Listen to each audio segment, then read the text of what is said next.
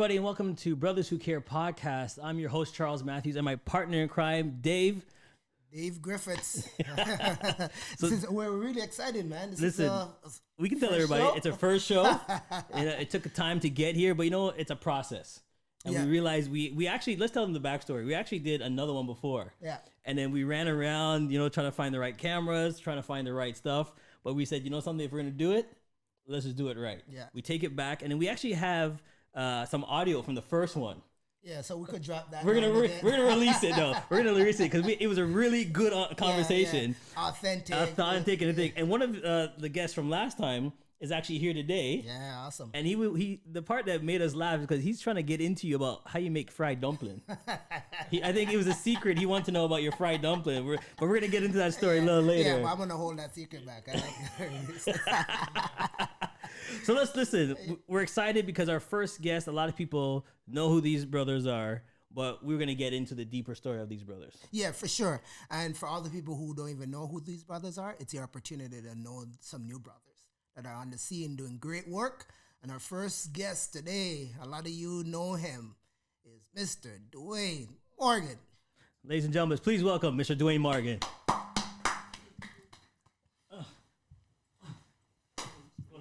What's up, man? How you doing? Very good. All right. Yes. And next. So, second guest is Mr. Gregory Hines. Enough of you guys know this man. See you guys. It's a pleasure. My friend. Yes. All right. About the dumpling? Yes, exactly. We can, we can start with that real quick. You can tell everybody about the dumpling. Did Dave throw down the dumpling last time? Or was All right. Well, Dave's dumpling was truly nice. It tastes good. Yeah. I must say, you need to knead it a little bit more, make it soft. But for the most part, David, you did very good. You need to get. Dave owes you some dumpling, right? Yeah, apparently so. I didn't know anything about this. But this man, as a secret, he didn't know that I put some meat juice in the dumpling. Oh, thank you. As a vegan, I really appreciate that you took the effort to put some meat how juice. much I love you. Man. Yeah, thank you. So listen, let's start here. Please introduce yourselves, and as Dave said, and give us a little bit of background on you. Okay, my name is Gregory Hines. A little bit about me is I own a dance studio in Markham called Dole Dance Academy. A little bit about my history is I used to be a backup dancer for Canadian and U.S. artists as well. I ran in the 2015 election under the NDP for Markham Stouffville, and that's just a little tidbit. I have 4 children, married, and that's me. All right. All right, I'm Dwayne Morgan, poet, writer, speaker, event producer. I ran in the 2018 election. I do a lot of work in the education platform, just at schools, working with young people. And just constantly out there in the community, just trying to have some kind of impact. Awesome. So this show is around brothers and politics, and Charles is going to fire a bunch of questions at you guys get some perspective. But, No worries.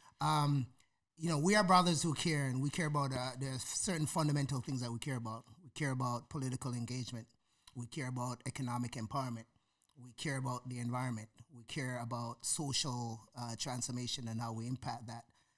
But today we're going to kind of focus the lens on the political arena and how we get more engaged as part of that process. So the first question is why? You know what I mean? Like, we were off camera, and then you guys were like deep in conversation about the whole thing. Like, as soon as you came down, you started saying each other, and we were setting up, and you're like deep into like, you're running, you're doing this, you're doing this. The question is why? Why? You want to go first? Go ahead.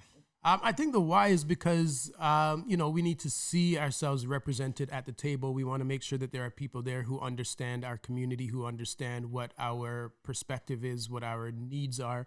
And quite often, there's people who are making decisions for our lives who have not lived our reality. So I think the more people who look like us, who are at the table where the decisions are being made, it creates a greater opportunity for us to actually be able to make some positive movements in terms of some of the things that the community needs. Okay. I say, why not? Like, why shouldn't we? We should be at every table. It's 2019. We should be at every table that has to make decisions when it comes to impacting our lives, as Dwayne had mentioned. A lot of decisions are being made in our communities that are for people in our communities that don't represent our community to the full extent. They don't know what the Black experience is. They don't know how it lives, how it impacts us, how even having us in politics shifts the way the outcome of certain decisions are made. So that way we can now come to the table and put our 2 cents. Every other ethnic group has put their 2 cents in. We haven't gotten a chance to put our 2 cents in. You know, under the NDP, we have our first ever minority leader, but there's no Black leader. So look how long Black people have been in Ontario, have been here in Canada for the longest while, and have not even moved or shifted the needle in that perspective. So we need to be a part of the solution. We need to be a part of politics in every aspect, whether it's provincial, federal, municipal. We need to be more vocal. We need to be out there so that we can also shift the way that people look at us entirely. So they're not just looking at us as great basketball players, great this, great that, but they're also looking at us as problem solvers, as people that are part of the solution. And that's what I think. Okay, but the problem that I feel with this is that every time there's election around, like I'm a Bramptonian, I love my Brampton, people I feel like they just jump into the politics world to say, I ran. I want them people to understand that running is not an easy thing. Both of you have done it. I want you to tell people when you're out there campaigning and saying, support me and asking for money, it's not just a money grab thing. It's a serious aspect. Can you both just tag team and explain us from the start to finish all the processes you have to really go through in a short form sense, right? Yeah. I mean, I think first you have to try to get enough people to sign on to believe that you should be a candidate. So, first you have to compete just to be, the candidate against other people who might want to be the candidate in that riding. And you got to go out and get signatures and all sorts of stuff, which, is not the easiest thing to do because you got to go out there, meet strangers, talk about, what you believe in, who you are and that sort of thing. If you're successful through that part, then the whole next part comes where you're really going up against, the other parties, knocking on doors, hitting the streets, and it's not something that it's just about the election day. I mean, there's weeks and months of planning. There's knocking on doors. There's attending events. It's a grueling experience. So I mean, hats off to everyone who's ever thrown their hat in the ring because it's definitely something that's not the easiest thing to do. And before I move on, I want to cut you because I want you. You said that you have a wife and some 4 kids. Yeah. Talk about the toll on that part of it. He talked about, knocking on the doors and stuff. Talk about the toll about the family and the politics. The family portion of running in an election is huge. You have to first sign off on, that's the first person that has to sign off on anything, the wife and the children, because people are going to slander you, say things that are falsely accusing. Yes. And does that impact your children? Does that impact your family? Okay. It does. Right. And I made it a point to let my family know, look, daddy's going to run. Yes. What do you guys think running means? And they asked me questions and I would tell them, that's what it means, but this is what the reality could be. They could say something about daddy that's untrue. Right. You need to know that not to take it to heart. Okay. And you can say that as much as you want, but family is family. If you say something bad about me and him are brothers, I'm going to take offense to it before I can even calm down and actually hear what you're having to say. So running in that perspective, everything that Dwayne said is exactly right. You have to go through the process of running. And then on top of running, you have to also mentally prepare yourself for days where things don't go exactly the way it looks in the grand scheme of running. Yeah. So when they think of a big team running with you and then it's only you running at night, going door to door by yourself as a candidate, going door to door because you don't have everybody running with you on that night. Those are the realities of it. Going to a door where people don't really get you. Yes. For me, running, I always wear a blazer, a dress shirt, jeans, and dress shoes because I wanted the narrative. I wanted them to open the door because that's another thing. How many people open the door to strangers? They don't. So to see a black man come into your door in a blazer is it's a little bit easier than if I came with a hoodie and a hat and some running shoes, because that narrative, that's a perspective that other people have about us. You know, that we're not like, who's this black guy at my door? Instead of saying, oh, let me open the door and find out who he is first. Right. So there's a lot of aspect to running as a black candidate that's a lot different from running as any other candidate. There's so many other hoops you have to jump into. So let me touch on that then. Why should you run? Why did you run? Who thinks you should win? And you know how, the community is going to say, why him running for, him chest high, why him running for? You must get all that negativity before you actually said, no, I'm good on this. What said to you, or who said to you, no, you should go, you should run? Well, I mean, at first when I was approached with the idea, I turned it down and I said, that's not for me. That's not where I'm really trying to go. But then as I talked to people in my life, everyone was just like, why would you say no? That's a complete extension of the work that you've been doing anyways. And it actually puts you in a position to actually do more than you're currently doing, or to see more things achieved than you can in your current position. So why wouldn't you do it?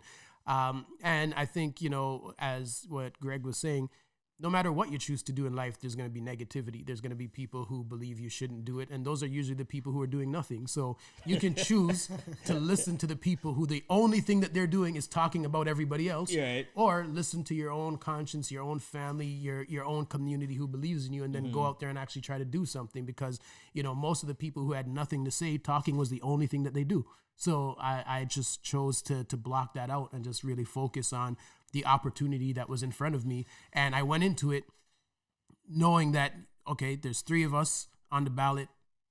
Only one can win. So there's a reality there that it's like, not I'm just going in this to win, but no, I was going in this to learn, because it's something I'd never done before. Right. And so for me, it was a situation where I couldn't lose, because if I learned, then I won. Okay. Right. But for other people, they're just oh, he's going to go in there and he's going to lose and whatever. Yeah. And I took that out of the equation from the get-go. So it's not about being disappointed by not winning or whatever, because for me, it was a matter of, I'm going to learn and I'm going to open doors that I can actually open later. Right. Because when you run, you start to meet other people who are running, other candidates. You start to network with a different caliber of people who have a different kind of vision. So even if you don't win, they always remember that you are willing to put yourself out there, and there's relationships that are built that you can always go back to later on. That's awesome. I would say the same thing. I've told you guys the last time. That was the number one. He said something. I'm like, he did what we talked about last time. I'll tell you, when I saw that Dwayne was running, I was so proud that he was running. I'm not the one that's going to tell him, no, don't run. I was like, yo, run. Because for me, again, I'll tell you, winning for me was never part of my equation in the sense of winning to become an MP. If I became an MP, that was the byproduct of running. Okay. My whole thing was running to get involved, to change the way people see us, to change the relationships that I had, and it actually helped me in the long run. I lost that election in 2015, but won so the studio that I now occupy, the people that owned the studio weren't even giving me, when I put in a bid for the place, they didn't even give me a call back. But when I approached the gentleman and said I was the same gentleman that ran in that 2015 election, things changed. All of a sudden, I got a call back saying, "Yeah, you can definitely have the spot," because he voted for me in that riding. So here we are thinking only one track. Again, I'll say to anybody who's running, the success is measured by not running is not successful to me. You saying you're going to do something and not doing it, then you're not successful. But you actually putting your name in, putting yourself out there, I think Dwayne is highly successful. When I seen him run, it motivated even me. It still put in my heart that, you know what, whether he wins or loses as an MPP, if he gets it, that's a byproduct. I was so happy if he got it. But if he doesn't get it, I know that him being involved and other black candidates getting involved changed the dynamics of how people see us, how people view us, that we're not just one dimension, that we're layered with a lot more. So let me cut you on that. Let me cut you on. Go ahead. No. So the whole political process, you tend to sort of think about it when an election is happening or you're running for office. Mm-hmm. So one of the things that I think we spoke about earlier is, what made you even say, hey, I'm interested? And what could we do as brothers who care? that's trying to get the word out there to get our younger generations, our kids. Like you brought your kids on the campaign. Yeah, I did. How do we start to get them involved and that we think about political impact right throughout the year and not just at election time? Let's And it's funny you ask, 'cause that's my next question to you. So before you ask that, I want to tie in the both though, because I'm glad you brought that up, because you said you do it a lot with the youth. Okay, so I want both of you to talk on that same part. What he just said is for me that our young people don't vote anymore, and how it can help because you work in the school board. What he asked, I want you to tie that part in for our viewers though. Okay, so I'm gonna say this: like when it comes to getting involved and making sure that our voices are heard, it's like when Black people were oppressed, getting involved was the thing. Whether you're a Black Panther, whether you were with Malcolm X, whether you were with Martin Luther King, getting involved was the ultimate thing. Now we're in this generation where getting involved, people don't want to get involved. They just want to leave it to the side. And I'm telling everyone, I think that our young people need to be more involved in almost everything, every aspect of life, whether it's becoming a lawyer, becoming a judge, becoming a doctor, a teacher, becoming a political figure. Every portion of that step needs to be like seriously considered. There should be nothing on earth that Black people should not be venturing in, whether it's skiing, whether it's scuba diving, astronaut, I don't care what it is. We need to make sure that our mark is always, our fingers are on everything. There's a footprint somewhere. Yeah, because if we're not, then we're not progressive. Okay. We're not moving forward, and we go backwards in time. And I don't want us to go backwards. So being part of the political process is getting to push us forward. There's so many other Black MPs, so many Black politicians who went before us who've done great work, but then their work is just stagnant. It's a school name. It's just here and there. It's not remembered. And what we need to do is remember those who have gone before us and to push them forward. And how we do that is get our kids involved in every aspect of our lives, whether it's our business, whether he's doing poetry at a school and he brings his daughter. That just shows public speaking. That shows how to command something. He's showing his kids, yo, I have a business and this is how I run a business. This is how we do it properly. And I think if we continue to involve our children in every aspect of our lives and not leaving them to the side like, oh, I'm going to do politics, you go stay home, that aspect has to change, because all the other candidates, I'll say maybe white or wherever, they will always involve their children, their family in their political races, in their striving for better for themselves. They'll inject and involve their family members. Why do we not? And that's where we need to start doing a little bit better job, by involving the youth, involving the young people, involving our children, and giving them opportunities to show them how vast the world is, instead of leaving them in a small box saying, this is all you can have. Right. So then as kids are around you all the time, what was the push? What was the feel that you got from the young youth? Well, I agree with everything that Greg said, and I think the main thing is that a lot of them are disengaged in the sense that they don't see the point. They don't see what it has to do with them, and I think part of the problem is that within the community, we only really speak about politics when there's an election coming. Okay. But politics should be a part of our everyday discussions that we are having in our home, because everything that we do with where we work, where we shop, what public transit we use, that's all political. So we have to begin explaining to our children how politics works and how politics affects their lives even as young people, so that as they're growing up and they start asking, why is this like this? You can point out to a political answer. And I think when they actually see how much of their lives are dictated by politics, then they're more inclined to get involved in the system. Right, because at the end of the day, the voice, you need to know the voice. And by you guys going out there, you're giving people voices. Because young people always say, I don't have a voice. So tell them that, how does politics help with their voice? Well, I think when you can look at a young person and be like, I understand what you're going through. I probably understand better than any of these other candidates here because of, I've gone through many of the same things, or I know people who've gone through some of those same things. I think when you're able to articulate that and actually have them believe you, and then actually even have them hear you say back to them what they have lived or what they have felt or expressed, it gives them a greater sense of knowing that there's actually somebody who gets it. And if that person was in power, they would be more inclined to be able to lobby on their behalf. Whereas, in real life, nobody listens to them, but now here's somebody who's actually listening. So let me jump into the future, right? Mm-hmm. If this thing about elections and voting, if you could change something, is you've both gone through it. Mm-hmm. If you can go into the future and change certain aspects to make it easier for us to be more out there, what would you change? I'll start with you. I think the first thing I would really change is people's orientation to how politics works. I think, a lot of people that I spoke with along my journey, especially in the community, have this idea that the role of the elected official is to care about me. And that's so far from the truth, because the elected official really cares about who helped them get elected. Okay. Who donated, who showed up, who volunteered, who lobbied, who did all of the intangible things that helped me to get in this position. And then when they get in the position, those are the first people that they look out for. So the person who's at home, who didn't help campaign, you never saw them once, you don't even know if they voted for you, who just sits at home and says, oh, you're supposed to care about my ideas. That's not how it works, because you're so far down the totem pole, because that elected official is looking after all of the other people who helped them to get elected.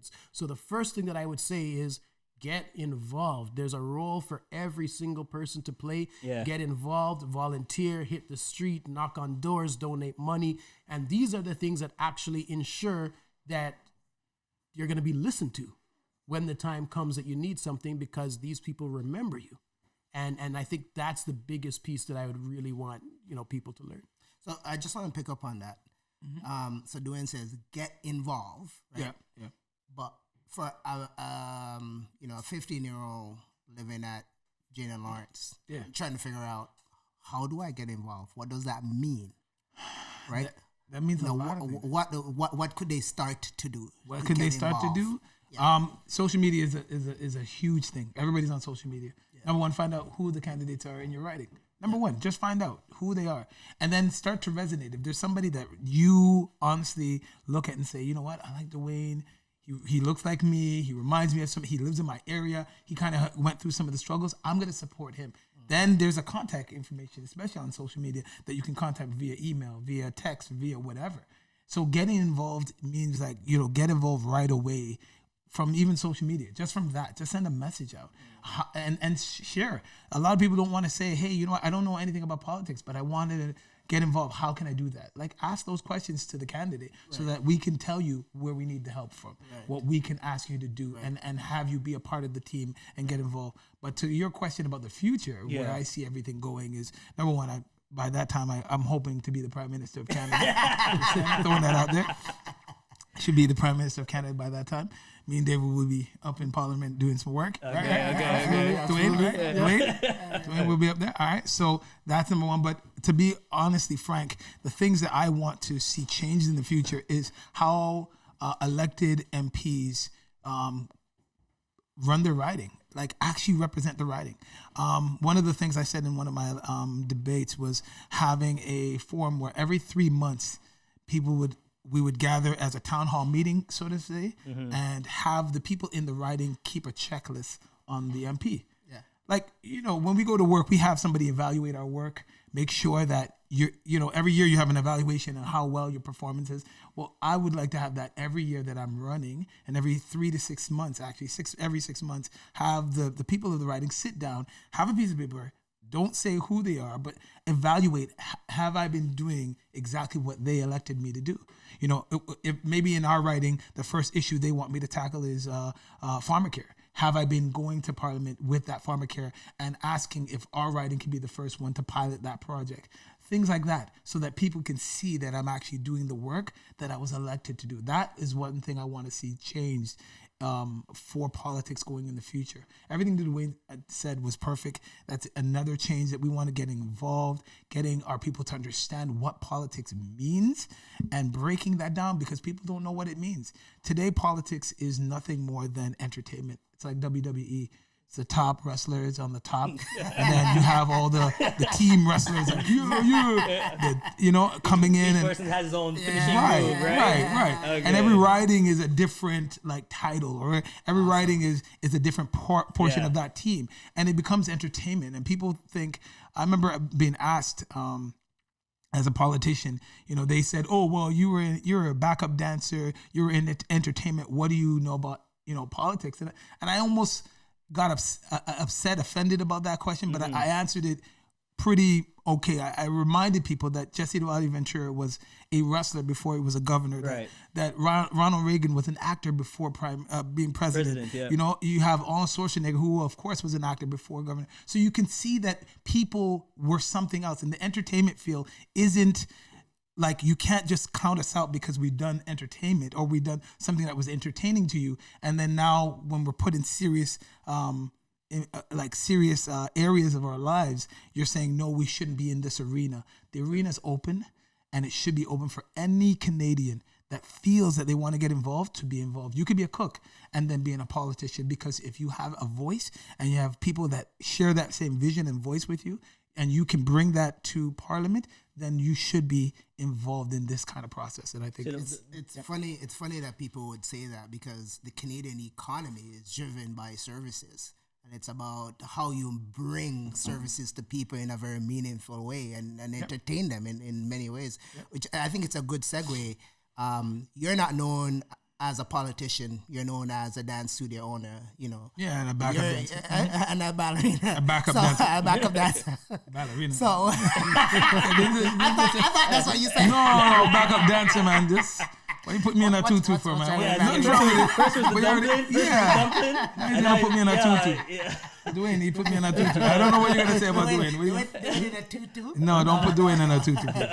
But here's what. I'd love for you to sort of give a perspective around what you do day to day for a living, and how does politics impact that? Well, okay, so what I do day to day is, of course, I run and own a dance studio. On top of that, I do a lot in the community. I work with people with disabilities, even impacting our parents in our studio, trying to get them to go to the next level. That's something that I'm involved with as well.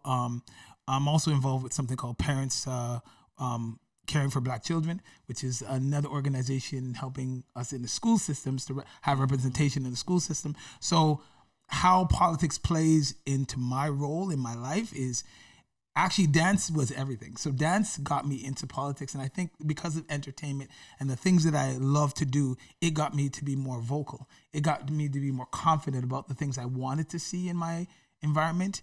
And that's how politics plays a part, because you need to know every direction that you're going to, there's an element of politics that has to be addressed for you to get to that level at the same time. So if you don't, in my everyday, it is politics. Politics is always going to be a part of our lives, whether we like it or not. The only difference is whether you choose to be a part of it or choose to just ignore it and continue on forward.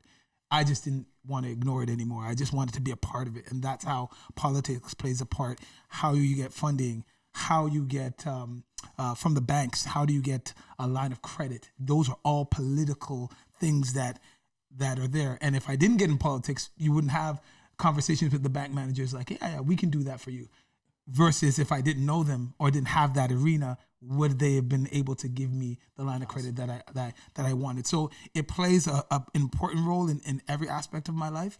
And I believe, like Dwayne, we just needed to get involved so that it added to what we do, and it's an extension of us no matter where we go and what we do. So Dwayne, before I go to the next question, I want you to answer that as well, because you're a poet. Mm-hmm. So you're always up on the mic. Mm-hmm. You're always speaking. Mm-hmm. So when you go there, do people see you as the poet now speaker, or the how do you say it? The politician, poet, speaker. Has a new title roll out now? Yeah, there's definitely not a new title. I think a lot of my work has, political ideas in it and has always had that. So, I mean, I just still stay true to, my ideas. But as I said, I worked in the arts and in education, and always the arts is the first thing that's cut. So, we're always looking at, how do we maintain funding for the arts? And this is something that is very important, because when you live in a society that has so many racialized people, so many immigrants, one of the things that makes immigrant communities feel at home are the arts.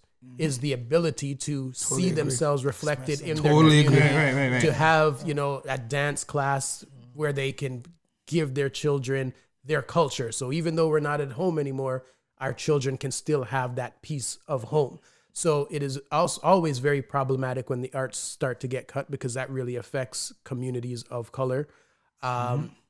And then, we see what's going on now just in terms of education and that sort of thing, where, the public system is always, being cut in various ways. While no one will come out and say that they're promoting the, private educational system, it's just a natural thing that if you destroy the public one, those with the means will shift to the private one, and nobody can say, well, we were promoting that, but you were promoting that. So, Yeah. All right. So before we wrap up, I always like to teach our young listeners that are watching, even though failure, like you say, if you guys don't win, what I've learned. So if you're part 2, if you're going to go again, what did you learn that you didn't know before? And then when you're running again, you go, I'm changing this because what you've learned. I'll start with you. What would I change? I think definitely just try to engage a lot more groups of people. I know sometimes it's you're under-resourced. So, instead of trying to knock on every door, if you can find ways to get groups of people together so that you can reach as many people as possible with the limited resources that you have. Because as Greg said, there are some days when it's just you going out there knocking on doors, and it really limits your reach. So if you can try to find ways that you can reach more people with the same amount of effort, that really helps. And that's one of the things that I would definitely try to set up from the get-go. Okay. One thing I would change, or what I've learned. Yeah. I've learned that there's no rules in this game. Number one, there's no rules. Even if you change certain things, because of the times that we live in, by the next 4 years, something else has changed, and you have to adapt to that too as well. So, running in the election for me, what I've learned to do, and I will piggyback on what he was saying, is change how we administer, like how we go out in droves to help that campaign or to support that campaign. It means if I'm in a riding right beside his, and I'm going out on Saturday, maybe I should shift the way that I do things and say to everybody, hey, you know what? We're going to Dwayne's riding tomorrow, and we're going to help him out. So instead of having 30 people only running in his riding, we have 60 people out in droves helping him out, and then he returns the favor the next day. Right. So Saturday is him, Sunday is me, Monday is him, Tuesday. That's the only thing I would change, is piggyback with another riding so that we can get the most amount of effort put out there, and that he feels supported, because I don't know his life. I don't know what stress that he's going through. I don't know what his mornings are and his nights are. So having that kind of support to the candidates is another thing that I want to change, is having us really sit down and pinpointing what things worked, what didn't work, and then executing the things that we're going to do going forward, so that it's an easier process and it doesn't feel so heavy on your shoulders. That's the only thing I would change. Well, awesome. I have one more question. I want to kind of tap into that. Outside of what we've talked about today, which is kind of what you do in politics, just tell the audience what's something that inspires you, and what's something that they should know about you that other people don't know. What's something interesting, like, Do you need dumpling too? And I need dumpling. so we'll start with Dwayne. What inspires me? I mean, at this point in life, my daughter's my greatest inspiration. I think she allows me the opportunity to see life again through a different lens, and to look at things that I've gone through that she's now going through, but seeing them completely different, simply based on age, experience, gender, all of these kinds of things. So I'm always, learning from her. And what was the next piece to that? What's something? Oh, something people don't really know. He wants to know, do you sit at home and you do crochet? You know what I mean? Video game head. Nothing like that. I think, most people they see me on stage and they don't know that I'm an introvert, and I'm like just really shy, and I just don't really talk a whole lot when I'm not on stage. Yeah, so that's something most people don't know. Wow. All right, so we'll wrap up with you, my friend. All right, so what inspires me? Number one, God and my mom. My mom's been my number one inspiration. I've seen that lady come from Jane Finch, making sure that we had she had 4 kids, and at the time when my stepdad and her had separated and she was raising us in Driftwood, I remember the one thing that stays in my mind is her giving us porridge for breakfast, lunch, and dinner because she didn't have anything else. But she made it look like everything was good. You know what I'm saying? And I remember her standing at the stove crying, saying she's not taking this anymore and doing something about it. So living in Jane and Finch and going back to school and getting her education and making something of herself and putting us in a better position, seeing her go from 0 to where she is now, retired. She used to run the early year center at Jane and Finch. Like, to see her do so much, she was always my inspiration. So I said, if she can do it, there's nothing in this world that I cannot do, based on seeing it for myself firsthand, her taking us out of a bad situation and getting us into a situation where I'm before you now having an interview. You know what I'm saying? She's my number one inspiration. Something you don't know about me. I am, okay, let me just think.